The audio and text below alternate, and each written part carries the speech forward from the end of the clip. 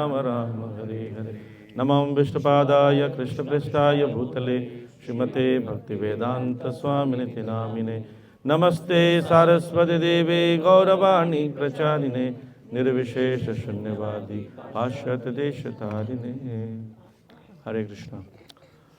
तो ये बहुत ही पवित्र स्थल है नारद कुंड, और हमारे जीवन में इस परंपरा में नारद मुनि का बहुत बड़ा योगदान है।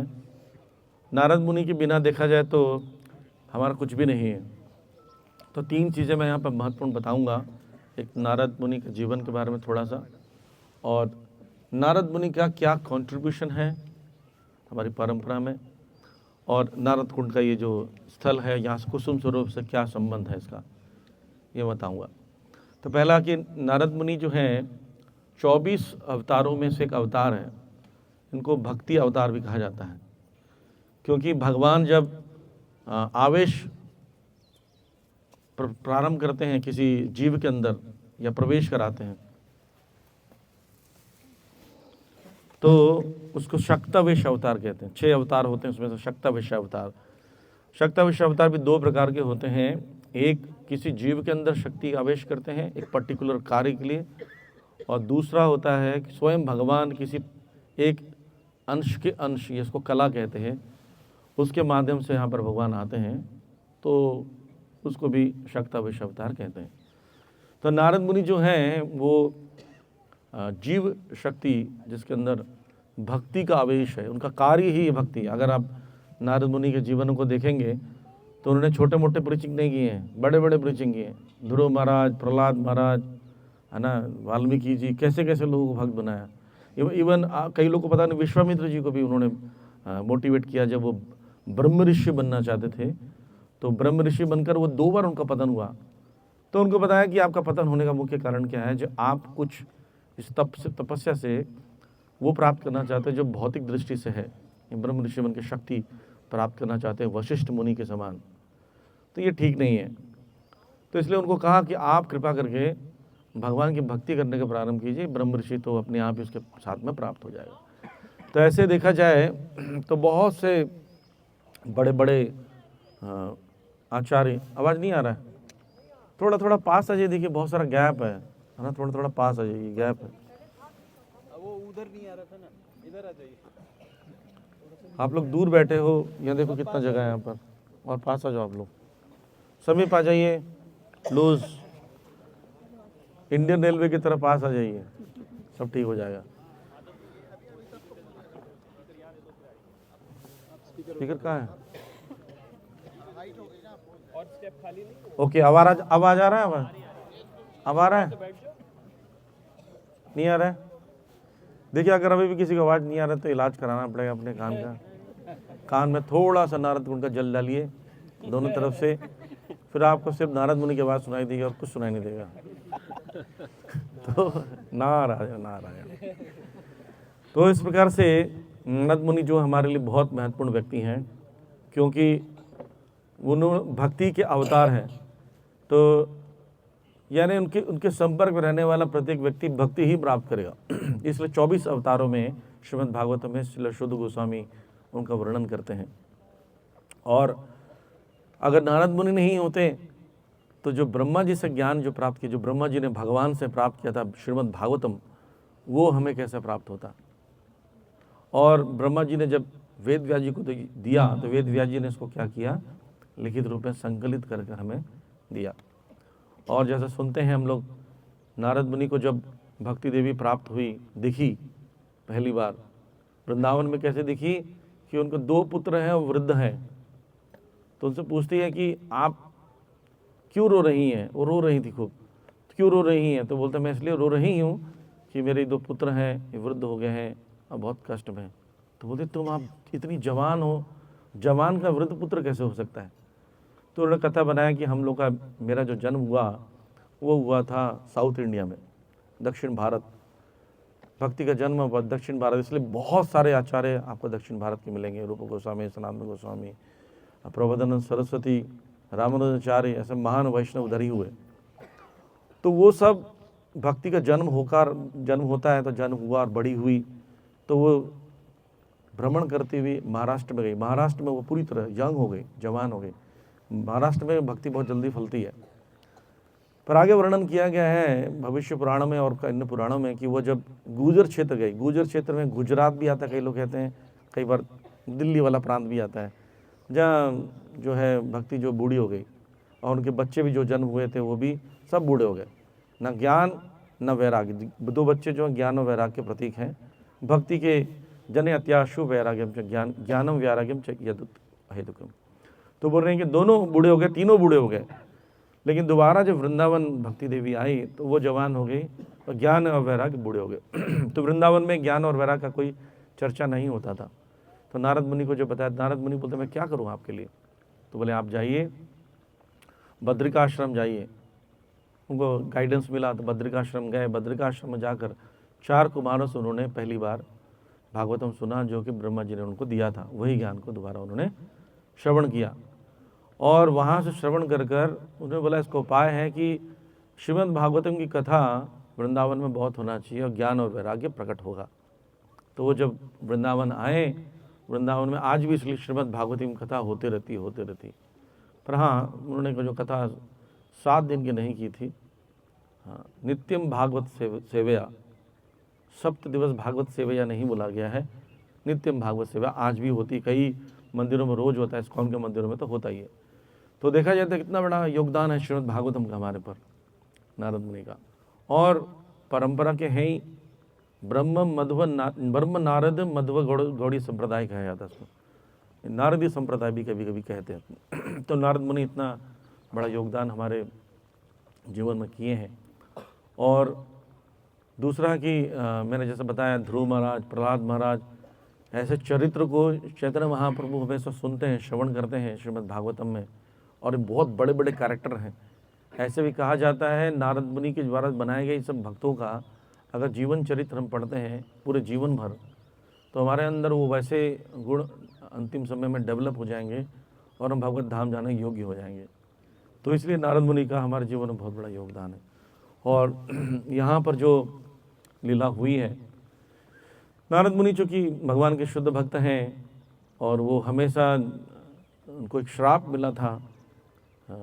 ये श्राप मिला था कि एक स्थान पे एक गाय दूधने के से ज़्यादा समय तक रह नहीं सकते। एक गाय दूधने में यहाँ के पता होगा गांव वालों को 20 मिनट ज़्यादा नहीं लगता है, या 40 मिनट से ज़्यादा रुक नहीं सकते हैं। ऐसा उनको श्राप मिला। वो एक्चुअली वरदान है कि वरदान, ऐसा वरदान क्यों है? क्योंकि प्रीचर एक जगह रुक जाएगा तो प्रीचिंग नहीं कर पाएगा, राइट।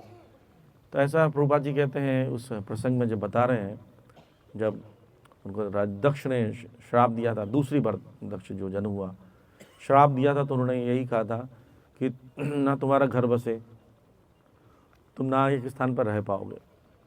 तो ये दोनों वरदान इसलिए साबित हुए। घर बस जाता तो फिर बड़ा दिक्कत होता है ना।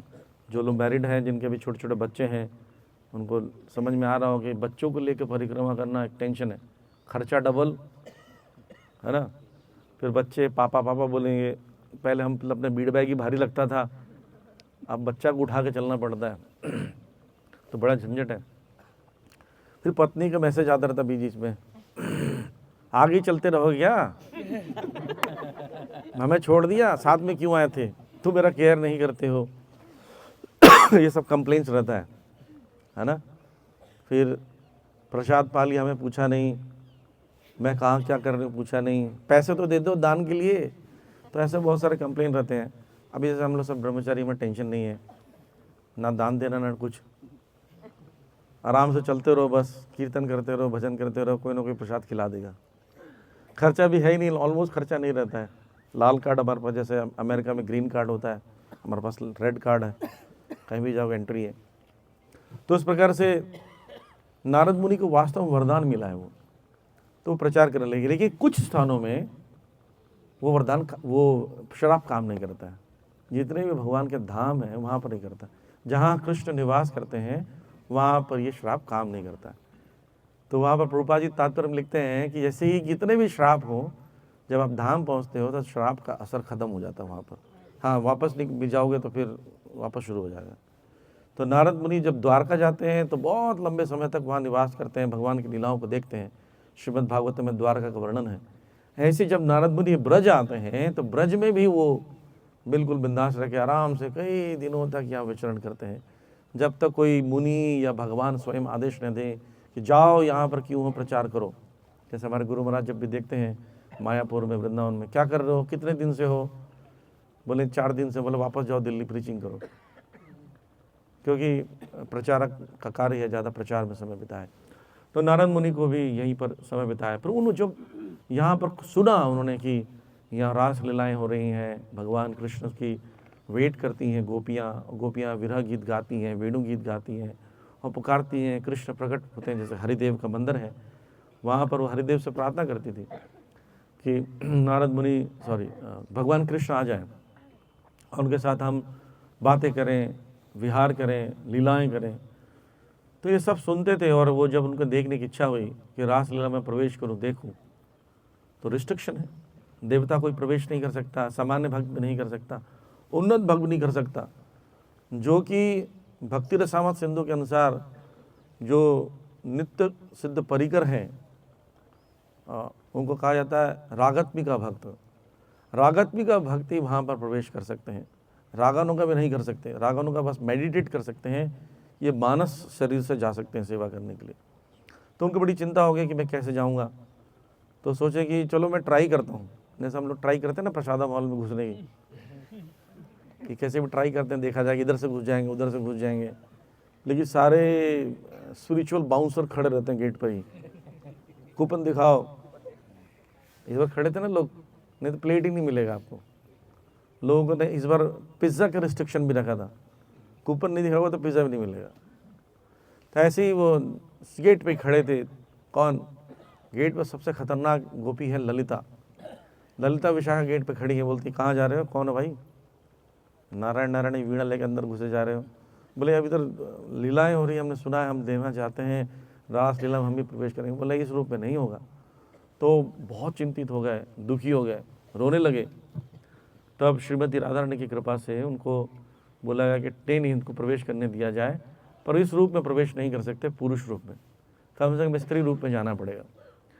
तब उनको कुसुम सरोवर में ललिता जी ने कहा कि 3 डुबकी लगाओ। 3 डुबकी लगाने के बाद नारदी गोपी बन गई। कौन सी गोपी? नारदी।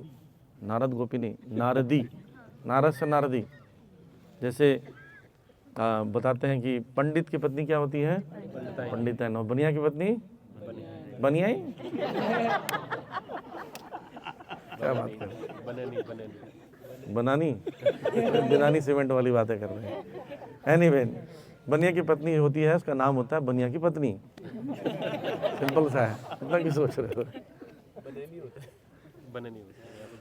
हाँ, यहाँ बोल लेते हैं, लेकिन बनिया की पत्नी बोले। एनीवे, तो नारद मुनि क्या बन गए? नारदी गोपी। नारदी गोपी बन के वो उनके साथ में मौका मिला। रासलीला में 3 प्रकार के लोगों को प्रवेश मिलता है। नित्य सिद्ध परिकर होते हैं, जो कि गोलोक धाम से भगवान इंपोर्ट करके लेकर आए हैं यहाँ पर, वही। और दूसरे होते हैं जो देवी देवताओं जो होते हैं, जो सिद्धि प्राप्त कर रहे हैं और इसी की इच्छा से उन्होंने तपस्याएँ की है ऊपर के लोगों में, सिद्ध लोगों में, वो सब प्रवेश करते हैं। और जो पिछले जन्म में या पिछले युग में, जैसे श्री रामचंद्र जी जब कौन से था, दंडक वर्ण में, दंडक वन में जब भ्रमण कर रहे थे, कई ऋषि मुनि जो थे वो उनको चाह रहे थे कि उनके साथ रासलीला करें। बोले भाई रासलीला, हम दूसरी शादी नहीं कर सकते, एक पति व्रत धारण किया है। तो बोलते फिर हमारा क्या होगा, हम तो इतने सालों से दंडक वन में तपस्या कर रहे हैं आपके लिए। तो बोले जब रासलीला करने के लिए अगले युग में आऊँगा कृष्ण बनकर, तब मेरे उसमें साथ में आप गोपियाँ बनकर प्रकट होना। तो वो आई, यानी पिछले जन्म के देवी देवता और नित्य सिद्ध परिकर, ये रासलीला में प्रवेश कर सकते हैं। ये नारद मुनि का स्पेशल एंट्री हुआ है, स्पेशल अप्रोच से, राधा रानी की कृपा से, ललिता विशाखा की कृपा से उन्होंने डुबकी लगाई, नारद मुनि नारदी बनी और रासलीला में प्रवेश करी। तो बोले आपका टाइम ख़त्म हो गया, रासलीला हो गया, वापस बन जाओ, ऐसे नहीं रहोगे हमेशा। तो वापस ले आए, फिर से कुसुम सरोवर में उसको स्नान कराया गया। स्नान करके उन्होंने फिर बाहर निकल के वो नारद मुनि वापस बन गए। लेकिन उनकी इच्छा अंदर में भर गई बहुत कि मैं कितना अभागा हूँ कि मैं थोड़े समय के लिए मिला। और सोचो हम लोग कितने अभागे हैं, हम लोग तो मौका तो छोड़ो, रासलीला ही समझ नहीं आती हमें, कितने अभागे हैं। तो उनको बहुत चिंता हुई। तो भगवान कृष्ण हृदय में प्रकट होकर उनको ज्ञान दिए और ब्रह्मा जी प्रकट होकर ज्ञान दिए कि यहीं पर कुसुम सरोवर के सामने आप यहाँ पर एक वृक्ष के नीचे तपस्या करो। वृक्ष तो यहाँ नहीं है, पर यहाँ तपस्या करो और यहाँ जाके तपस्या कर कर राधा रानी और कृष्ण की लीलाओं का वर्णन सारे संसार में फैलाओ, भक्ति की महिमा को फैलाओ। क्योंकि हमारी परंपरा में, ये गौड़ीय वैष्णव परंपरा में एक सबसे महत्वपूर्ण कार्य है, हम भगवान को पाने का प्रयास नहीं करते हैं, सभी लोगों को भगवान को देने का प्रयास करते हैं। जैसे कि श्रील प्रभुपाद जी ने किया, 70 साल की आयु में वृंदावन छोड़कर कहाँ गए? अमेरिका गए, इसलिए सारे विश्व के लोग आज वृंदावन आ रहे हैं, है ना। ताली बजा दीजिए इसी बात पर प्रभुपाद जी के लिए। और जैसे कि यशोदा मैया कृष्ण को छोड़ रही हैं कृष्ण की सेवा के लिए, तो वहाँ पर राधा गोविंद महाराज बताते हैं हमारी जो परंपरा है ना, कृष्ण की सेवा करने की मूड की परंपरा है। कृष्ण के साथ घूमने उमने की परंपरा ज़्यादा नहीं है। कृष्ण की सेवा कैसे? वो सेवा करने के लिए तत्पर रहते हैं, परेशान रहते हैं, कैसे भी सेवा हो जाए, सेवा हो जाए। और स्मरणम नाम का एक भक्ति का अंग है जिसमें बताते हैं कभी कभी स्मरणम इतना खो जाता है भक्त कि भगवान की ही सेवा कर रहा है और भगवान को भूल जाता है। जैसे कभी कभी स्त्री कुकिंग करती है, कुकिंग करते करते करते करते वो ये भूल जाती है कि किसके लिए कुकिंग करे, कुकिंग को बेस्ट होना चाहिए, उसको ध्यान नहीं रहता किसके लिए कुकिंग करे। पर जब कुकिंग बेस्ट हो जाती है, रिजल्ट आ जाता है, तो किसको ऑफर करना याद आ जाता है उसको। तो ठीक उसी प्रकार भक्त जो है कभी कभी सेवा करते करते वो किसके लिए सेवा कर रहा है भूल जाता है, लेकिन वो सेवा में इतना रहता है उसको भी स्मरण में गिना जाता है। तो नारद मुनि तपस्या में लीन होकर उनको पूर्ण ज्ञान प्राप्त हुआ और यहाँ पर उन्होंने अनेक ग्रंथ लिखे, नारद पंचरात्र, नारद भक्ति सूत्र। नारद भक्ति सूत्र में इतना बढ़िया बढ़िया स्टेटमेंट्स, इतना बढ़िया बढ़िया। आपने कितने लोग पढ़े हैं उसको? कोई पढ़ा है? एक ही पढ़े हैं। तो पढ़िए, सब लोग पढ़िए। उसमें बताया गया है कि अभी श्रील प्रभुपाद जी का एक कोट आया था बीच में 10-15 दिन पहले, आपको याद होगा कि अगर आप सूर्य ग्रहण के समय आप समस्त पितरों को या समस्त संसार के लोगों को दान करते हो और ऐसे स्थानों में निवास करते हो जैसे काशी, मथुरा, ऐसे जब स्थानों में निवास करते हो करोड़ों करोड़ों जन्मों तक, या फिर बताते हैं जो पितृपक्ष के अंतिम समय में अगर आप सोने का पहाड़ भी दान करते ऋषि मुनियों को, तो उससे जो फल प्राप्त होने वाला है वो हरे कृष्ण मंत्र के जप से जो प्राप्त होने वाला फल है उसकी तुलनात्मक दृष्टि से एक बिंदु मात्र भी नहीं है। सोचिए, जिसको उस हरे कृष्ण मंत्र को इतना लाभ मिलने वाला है उसकी हम लोग 12 बजा के रखते हैं। हम लोग हरे कृष्ण मंत्र जपने हमारी कोई रुचि भी नहीं है। सोचिए, इतना बड़ा लाभ होने वाला जिससे एक बिंदु मात्र भी नहीं, कंपैरिजन नहीं किया जा सकता। नारद मुनि जो कह रहे हैं भक्ति सूत्रों में कि अगर कोई व्यक्ति ध्यान पूर्वक जप करता है उससे मिलने वाला फल इन सब फायदों की तुलना में कुछ भी नहीं है। तो ऐसा बहुत तुलना की है। ज्ञान मार्ग में बहुत कठिनाई है, योग मार्ग में बहुत कठिनाई है। ज्ञान मार्ग में कोई अकेलापन है, भक्ति मार्ग में, योग मार्ग में बहुत सारा गिरने के, पतन होने के चांसेस हैं, लेकिन भक्ति मार्ग में भक्तों की एसोसिएशन इतनी पावरफुल है, गुरु का कृपा इतना पावरफुल है कि व्यक्ति कोई गिर भी जाए नारद कुंड में तो उसको बचाने वाले 4 दौड़ जाते हैं। हुआ ना? तो इसलिए ये नारद मुनि के भक्ति सूत्रों को जरूर पढ़िए, है ना, समय निकालिए। और प्रभुपाद जी का खुद लिखा हुआ है, उसमें परपोर्ट भी है प्रभुपाद जी का, तो बहुत अच्छा एक्सप्लेनेशन है, उसको पढ़िए और उसका प्रचार कीजिए। और नारद मुनि ने यहाँ से फिर जब विचरण के लिए गए, फिर यहाँ से जाकर उन्होंने वेद व्यास जी को इंस्पिरेशन दिया श्रीमद् भागवतम लिखने के लिए, भगवान के बारे में लिखने के लिए। तो फिर वेद व्यास जी ने ये सब भागवतम लिखा, इसमें भगवत महिमा लिखकर वो उनका जीवन पूर्ण हुआ। और उस वजह से आज नारद मुनि कृपा से, भगवान कृपा से, वेद व्यास जी कृपा से हम लोग श्रीमद् भागवतम पढ़ पा रहे हैं और भक्ति कर पा रहे हैं। और प्रभुपाद जी कहते हैं कि मेरे पर भी नारद मुनि जैसे लोगों की कृपा है, इसलिए मुझे अनेक मेरे बनाए हुए ब्रह्मचारियों के द्वारा उनके माता पिता का श्राप है कि एक स्थान में नहीं रुकूं, तो मेरे लिए वरदान मेरे लिए भी है कि मैं भटक रहा हूं, सभी स्थानों में प्रीचिंग, प्रचार कर रहा हूं। लेकिन चिंता मत करो, प्रभुपाद जी कहते हैं उस परपोर्ट में कि ये श्राप जो है परंपरा के द्वारा ट्रांसफर होगा और मेरे शिष्यों को जाएगा। प्रभुपाद जी बड़ा सा पूरे परपोर्ट ही लिखा है इस पर, और उनको जाएगा श्राप, वो भी एक जगह नहीं टिकेंगे, वो प्रचार करेंगे और इस प्रकार से आंदोलन चलता रहेगा। वो दक्ष जी का श्राप है, नारद मुनि के माध्यम से हमारे तक पहुंचा है, हम आगे बढ़। हमको भी कई लोगों ने श्राप दिया है, तो हमारा घर नहीं बसेगा। बोला थैंक यू वेरी मच, हम तो चाहते हैं ना बसे। जिसका घर बसे वो कभी नहीं हंसे, है कि नहीं? तो हम क्यों फंसे? क्योंकि हमेशा हम लोग हंसे, है ना? नहीं, एक्चुअली क्या है कि मैंने कभी भक्तों को बता रहा था कि जितने भी भक्त अब यहाँ ग्रस्त आए हैं वो बेचारे यहीं हंसते हैं, क्योंकि यहाँ पर कोई नहीं फंसते हैं, सब मुक्त हैं। बोले नारद मुनि की, नारद कुंड धाम की, गिरि गोवर्धन की, गिरिराज धारण की, निताय गौर प्रेमानंदे। हरे कृष्ण। कोई क्वेश्चन है? एक दो क्वेश्चन ले सकते हैं।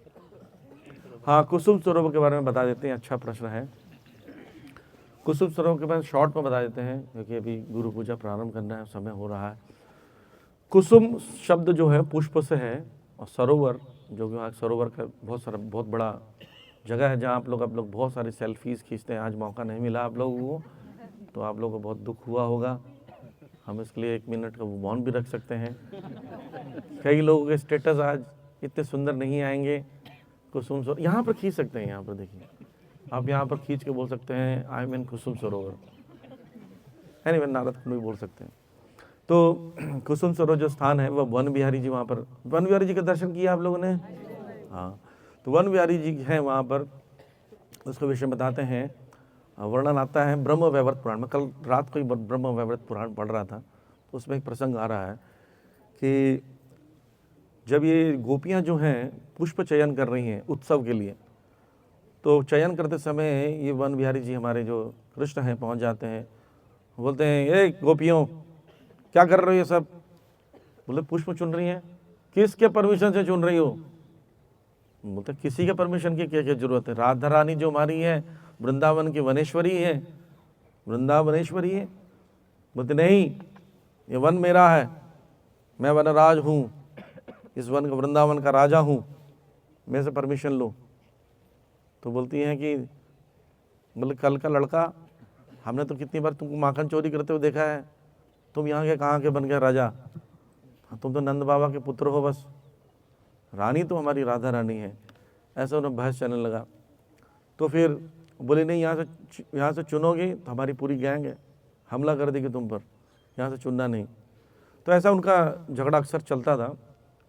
बाद में राधा रानी जो है, राधा रानी, लेकिन वो राधा रानी को सामने लाते जैसे कि राधा रानी ये मान नहीं रहे हैं, देखिए हमें रोक रहे हैं कृष्ण। राधा रानी को देखते ही कृष्ण का हाव बहुत चेंज हो जाता, हमेशा ऐसे ही होता है, हालत ख़राब हो जाती है। जैसे गिरिराज जी का दर्शन, जब गिरिराज जी को धारण किया था तो राधा रानी ने घूंघट यहाँ तक रखा था पूरा। राधा रानी बैठी हैं, गोपियाँ बैठी हैं। गोवर्धन लीला कैसी है जो भगवान को सबसे ज़्यादा प्रिय है, क्योंकि वहाँ पर ग्वाल बाल मित्र आदि जितने हैं वो भी, वृद्ध लोग भी, जितने वात्सल्य रस हैं, जितने श्रृंगार रस वाले हैं, वो सब एक ही स्थान पर एक ही समय में एक ही साथ थे और उनको देख रहे थे, और वो सबको एक जगह बैठ खड़े होकर देख सकते हैं। ऐसा जनरली होता नहीं है। अब गौचरण के लिए गए तो गोपियाँ नहीं मिलती हैं, गोपियाँ मिलती तो फ्रेंड्स चले जाते हैं, और वात्सल्य रस तो सोच ही नहीं सकते। अब वात्सल्य रस रहता तो कोई घर में घुस ही नहीं सकता। तो ये सब एक स्थान पर हो रहा था। तो राधा रानी, जब राधा रानी को देखते थे वो, लेकिन राधा रानी का चेहरा दिखता नहीं था। तो सब कहती हैं गोपियाँ कि कृष्ण लगातार आपको देख रहे हैं, राधे जरा तनिक दर्शन दे दो। बोले मैं दर्शन दी तो सब दब के मर जाओगे। बोले ये कैसे संभव है?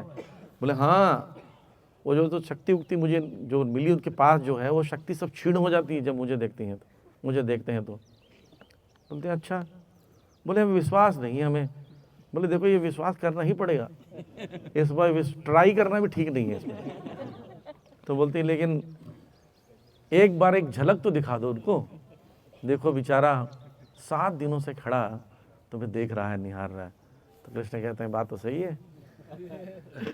तो राधा रानी क्या करती है, ऐसे घूंघट ऐसे उठाती है, ऐसे बंद कर, इतने में मतलब वो पलक झपकना जैसे होता है ना, निमिषकाल दर्शन बोलते हैं उसको, निमिषकाल दर्शन। ऐसे खोला, वो पूरे हिल गए पूरे तरह से, कृष्ण गड़गड़ गड़ होने लगा, सब भयभीत हो गए। और जो कई लोगों को तो पता भी नहीं चला क्या हुआ था, जो बेचारे जो लाठी उठी लेकर सपोर्ट पे खड़े थे। तो किसी ने कहा कि कृष्ण थक गए लग रहा है। कृष्ण तुम थक गए हो तो चिंता मत करो, थोड़ी देर सुस्ता लो, हम ये लकड़ी से लाठी से सपोर्ट करके रखे हुए हैं, चिंता मत करो। बोले नहीं, चिंता का विषय तो शुरू हो गया है। राधा रानी दर्शन दिया, पूरा घूंघट अगर खुला रहता है 1 मिनट तक भी, तो इंद्र को जरूरत नहीं प्रयास करने की, हमें यहीं रखना पड़ता, सब चपटे हो जाते। तो श्रीमती राधा रानी का दर्शन ही ऐसा है। तो वो दर्शन करने जैसे ही वो सरोवर के निकट आते हैं, उनको देखते हैं जब, तो भूल जाते हैं कि मैं कौन हूँ, मैं क्या लड़ रहा हूँ। तो बोलते हैं कि आपको कितना पुष्प चाहिए ले लीजिए, हम पुष्प देने के लिए तैयार हैं, आप तो रानी हैं। बोले कि आप कुछ और कह रहे थे अभी। तो इस प्रकार से वहाँ पर लीला होती है। और बाद में भगवान कृष्ण स्वयं उनका श्रृंगार करते हैं। कई स्थानों में श्रृंगार किया, श्रृंगार वट में भी श्रृंगार किया है, लेकिन स्थान में भी वो क्या करते हैं, अपने हाथों से वेणी को सजाते हैं। और वेणी में फिर वो क्या बोलते हैं आप लोग उसको, गजरा बोलते हैं, क्या बोलते हैं वैसे, क्या बोलते हैं हिंदी में, जो भी पुष्प का निर्माण करके फूलों की माला बनाकर वेणी में लगाते हैं, सजाते हैं। तो इसलिए वन उसको वहाँ पर उनको वन बिहारी, वन के विहार करने वाले वन बिहारी भगवान जी के नाम से पुकारा जाता है। वन बिहारी लाल की जय। और कुसुम सरोवर, ऐसा सरोवर का निर्माण जो है, ये सरोवर कुछ स्थानों में उनके प्रेम के कारण बना है, कुछ स्थानों में जो निर्माण किया गया वो राजा वज्र नाम के द्वारा किया गया, जो कृष्ण के प्रपौत्र थे, पुत्र के पुत्र के पुत्र थे। तो उन्होंने यहाँ इसका निर्माण किया ताकि भक्त लोग आके यहाँ पर दर्शन करें और आचमन करके अपने आप को कृतार्थ करें। और कुसुम सरोवर ये है, कई लोग कहते हैं कि जब राधा कुंड का निर्माण हुआ तो कुसुम सरोवर से भी जल लेकर गया गया था, जैसे कि मानसी गंगा से लेके गए थे। पर कई स्थानों वर्णन किया गया है, कई नरहरि चक्रवर्ती ठाकुर भी कहते हैं कि कुसुम सरोवर से भी वो जल को लेके गए थे, कि कुछ लोग गोपियाँ दूर नहीं जा पा रही थी, तो गोपियों को यहाँ से कुछ लेकर वो राधा कुंड का निर्माण किया गया।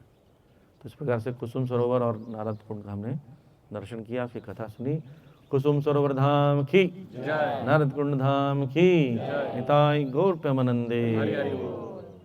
तो आप लोग सब आचमन कर लिए, डुबकी वाला नहीं, ऐसे वाला आचमन कर लीजिएगा। और किसी कोई प्रश्न है तो पूछ सकते हैं, आनी तो आगे का कार्यक्रम शुरू करेंगे। Any question? सबको सुनाई दे रहा था? ठीक है, थैंक यू वेरी मच। प्रश्न है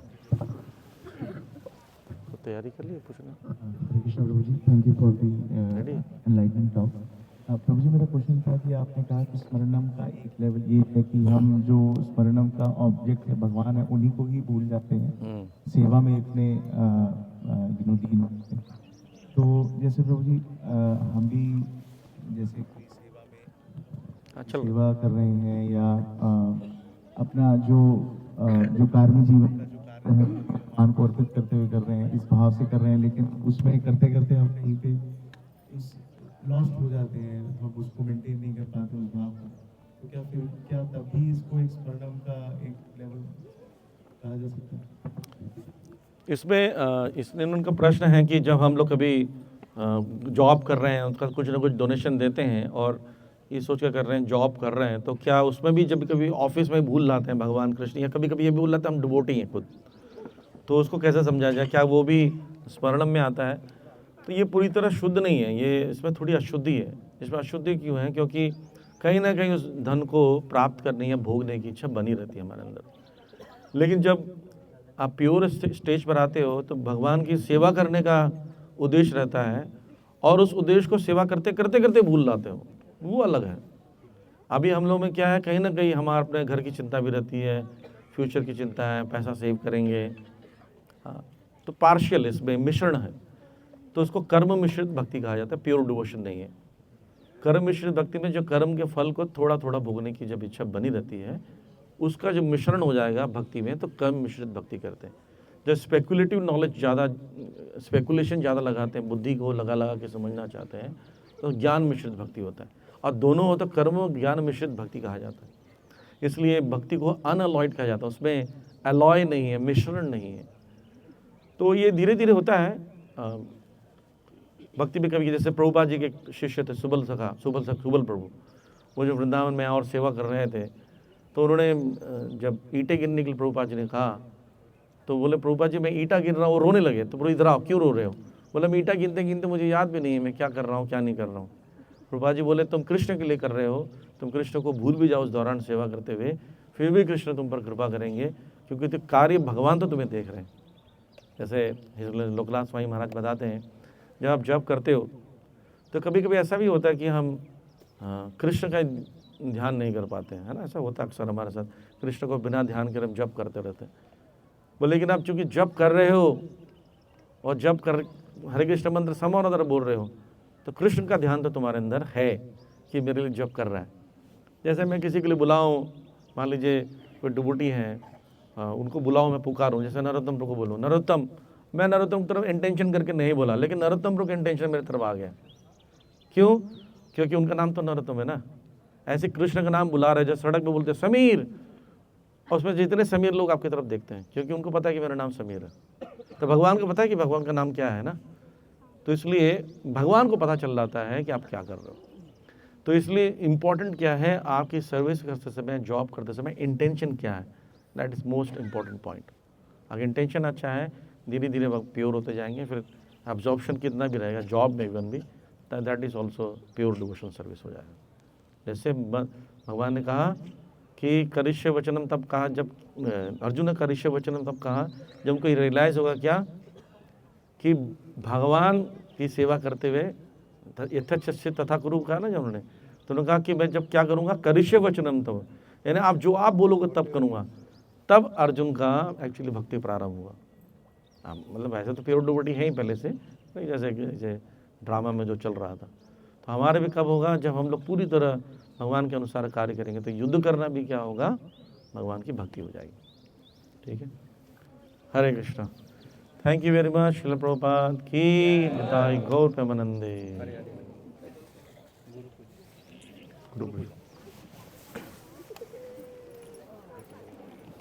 हरे कृष्णा। तो आज के लेक्चर के लिए जो हमें ऑन द स्पॉट इतना अच्छा व्याख्यान किया, इतना अच्छा लेक्चर दिया, तो पहुंचने के लिए जोर से एक बार सभी भक्त हरि बोल बोलेंगे, हरि बोल।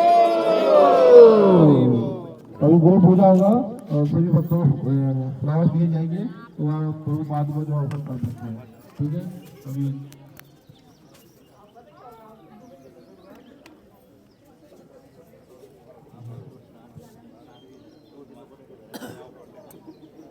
हरे कृष्णा। हरे कृष्णा, आप लोग सब यहाँ से आपको फोन दिए जाएंगे, आपको